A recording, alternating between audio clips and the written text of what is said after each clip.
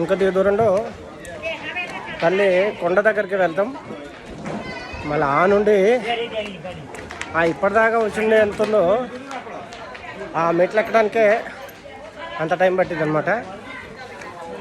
చూసారు కదా కొండ మీద ఎంత అద్భుతంగా నిర్మాణం చేశారు.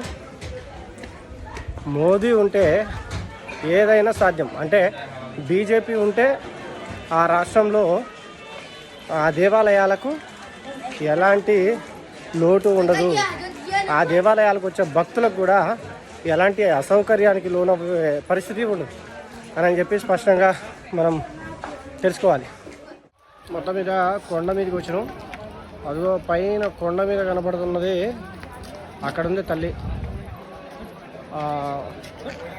వెలిసింది కొండ మీద. ఇది ఇంకో కొండ, 4వ కొండ 3వ కొండ అనమాట.